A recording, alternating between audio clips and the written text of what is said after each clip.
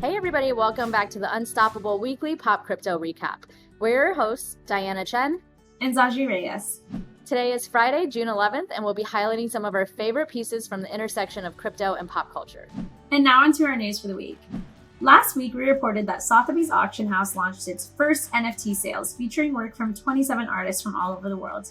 The sale concluded on Thursday with huge success. Most notably, a CryptoPunk number 7523, the alien with blue-green skin wearing a face mask, sold for $11.8 million. Would you pay this much for a CryptoPunk? Tweet us at UnstoppableWeb and let us know. On Wednesday of this week, El Salvador became the first country to pass a law to adopt Bitcoin as legal tender.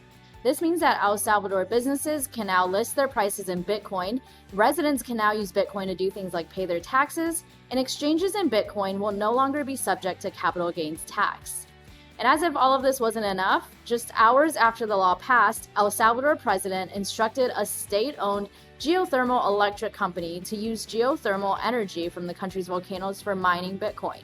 This type of mining costs very little and uses 100% clean and renewable energy. Huge kudos to you, El Salvador. While El Salvador is making leaps and bounds towards mass adoption of crypto, other countries are moving in the opposite direction. This week, police in China arrested over 1,100 people suspected of using crypto to launder money received from illegal scams. Authorities in China have not been quiet about cracking down on crypto recently, and it seems like it'll be an uphill battle for Chinese residents who want to use crypto to be able to do so legally in their home country. Lots of records were set earlier this week when UC Berkeley became the first university to auction off an NFT of a Nobel Science discovery, and the first ever alumni DAO, a decentralized autonomous organization, was formed by a group of about 30 UC Berkeley alumni to bid on and ultimately win the NFT for 22 ETH, which is equivalent to a little over 50,000 US dollars. The DAO has not yet announced plans for the future, so we'll have to wait and see what they decide to use their community for in the future. A CNBC survey from earlier this week revealed that nearly half of millennial millionaires store at least 25% of their wealth in cryptocurrencies. The wealth gap between the younger and older generations is widening, as younger millionaire investors are turning to crypto to make large gains. This trend will no doubt place pressure on financial institutions to change the way they operate as they figure out how to cater to the younger generations.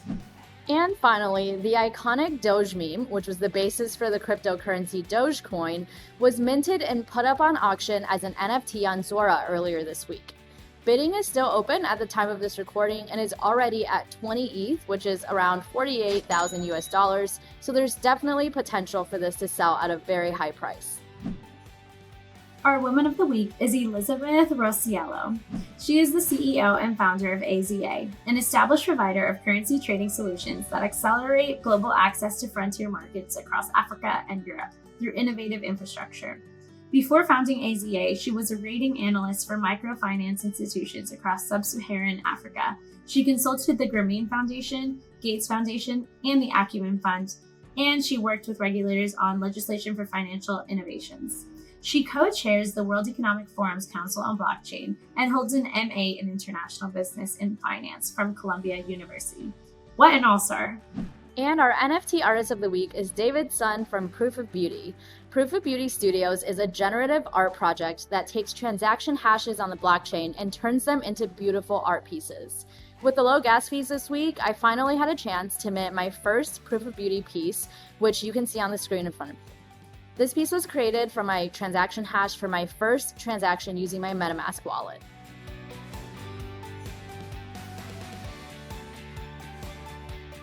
And our meme of the week. I have been feeling this one through the markets recently.